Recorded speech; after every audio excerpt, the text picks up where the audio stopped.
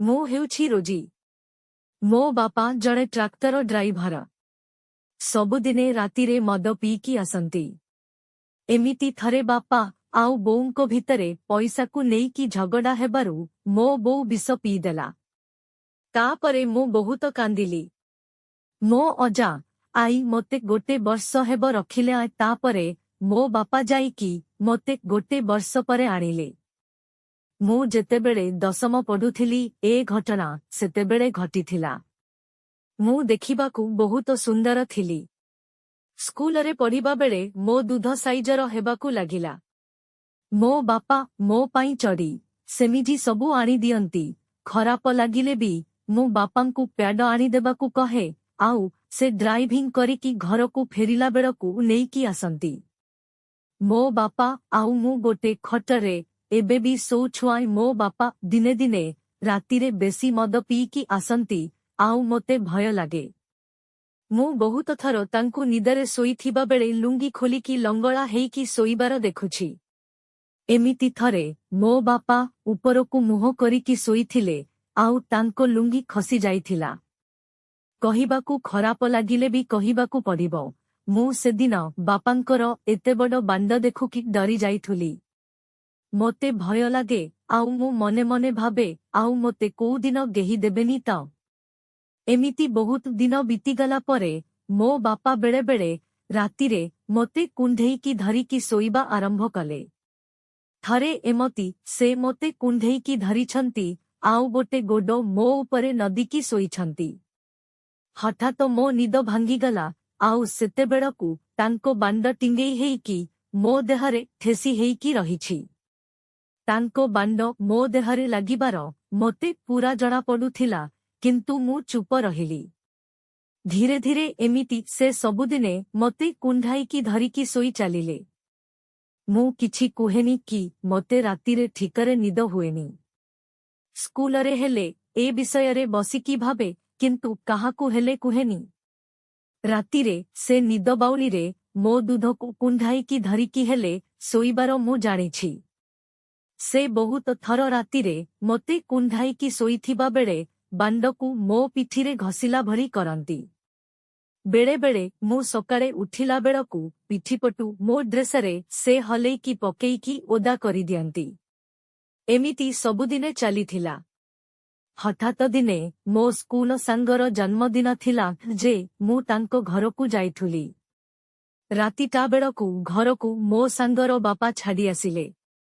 ମୁଁ ବାପାଙ୍କୁ କହିକି ଯାଇଥିଲି ମୁଁ ଭୋଜି ଖାଇକି ଆସିବି ହେରି ବୋଲି।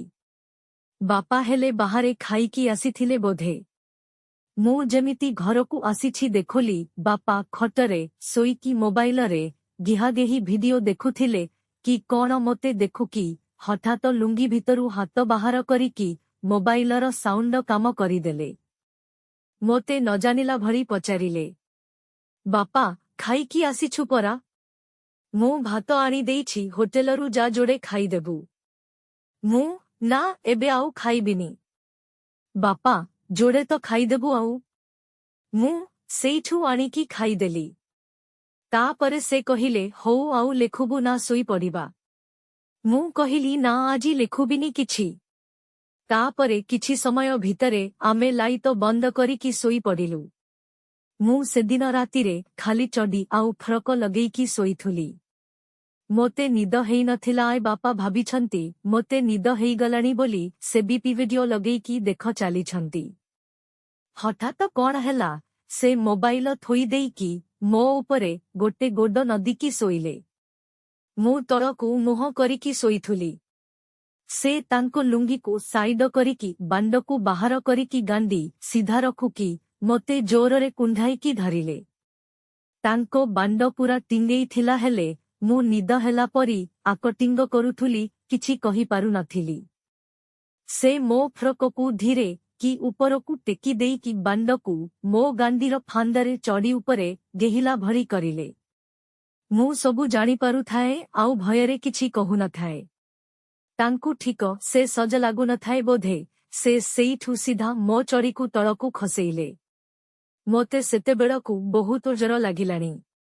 मोर खाली बापांको बांड एते बड़ जदि गेही देबे मु मरीजिबी बोली मोते भय लागुथिला। बापा तांको बांडकू टिंगेईकी मो चढ़ीकू पछपटू टाणिकी धरिकी मो उपरे सोई पड़िले। मु सेइठू उठिला परी हेली जे से मोते कहिले डह रह तो माँ कथा माने पड़ुछि आजी टिके रह किछि हेबनी भय करेनी एमिति कहिकी मो जंगकू पछपटू मेलेइले आउ बांडकू मो बियारे पसेइबाकू लागिले। बांड मो बियारे पसिबा बदलरे मो गांडीरे पसिबारे लागिला। मु छनिया हेइकी आंगु हो हो हो हेली। से किंतु बीपी वीडियो देखी पूरा गेहिबा मुडरे थिले। से तांको बांडरे छेप लगेई थिले कि कौन जे मो गांडी सारा ओदा ओदा लागुथिला। से सेइठू मो गोडाडू मो चढ़ीकू खोलीदेले आउ मो गोड दिटाकू मेलेईकी मो पिठी उपरे सोइले।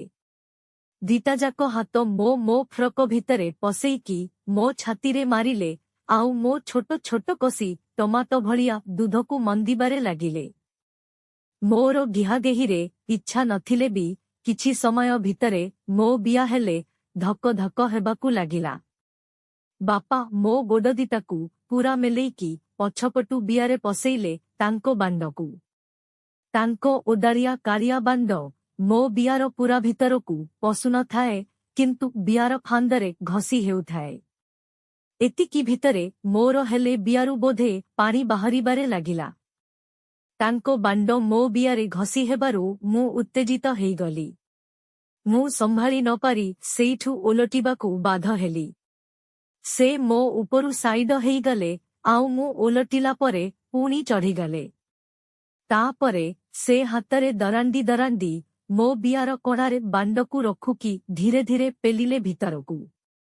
मो बियार साइज तो छोट बांड पसिबो केमिति। बियार कणा भितरे टिके पसिला भली हेला बेलकू चाई चाई लागुथाए आउ मु आंग आंग हेउथाए। तापरे से मो गोड दिटाकू उपरकू टिकिकी मो उपरे माडी बसिले। मो बिया आपे आपे हालका मेलेई हेइगला। से बांडकू बियार पूरा कणा जागारे सेट करिकी धीरे धीरे करिकी गेहिले। मोते दंतकू चिपिकी आंग आंग हेउथाए तथापि से सुनिबार नाही। तापरे से मो जंगकू घोषाडिकी चापिकी धरिकी मोते टाणी टाणी बियारे नाद मारी चालिले। मोते कष्ट हेउथाए पुणी मजा भी आसुथाए। से एमिति गुडाए समय जाए मोते टणा ओटरा करिकी गेही चालिले। किछि समय परे मो बियारू पानी बाहरिला जे सत कहुछि मो देह भितरे कौन हेइगला मु तांकू कुंधेईकी गेहिला भरी करी चालिली।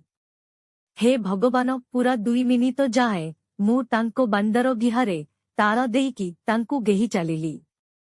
सेतिकी भितरे तांकर हेले बाहरिला जे मो बिया भितरटा पूरा गरम हेइगला आउ मोते फिला हेला।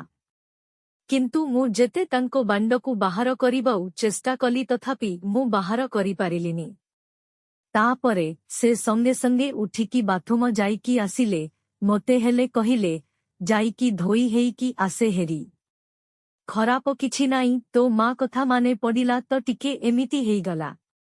हो धोई हेइकी आसे हेरी कहिले। मु उठिकी जाइकी बियार कणा भितर सारा आंगुठी मारिकी सफा करिकी आसिली। परे आसिकी चढ़ी देखुला बेलकू से टाणी टाणी ढिला करी देइथिले। एमिति दिन परे पीरियड हेइगला मोर टिके भय कमिला। तापरे एबे तो से मोते तांको स्त्री भली गेहुछंती। मोते लागुछि सतरे से मोते गेही गेही मो पेटरे पिला करी देबे। मझिरे गोटे थर से मो बियाकू चुचुमिकी मोते पूरा पागेली करी देइथिले। सेदिन मो बियारू पूरा पानी काढ़ी देइथिले तापरे गेही गेही बिया लाल पकेईकी पोला करी देइथिले। जदि आपण प्रतिदिन एही प्रकारर कहानी सुनिबाकू पसंद करंती तेबे भिडियोकू लाइक करंतु एवं चैनलकू सब्सक्राइब करंतु जहाद्वारा आपण प्रथमे नुआ कहानी पाइबे।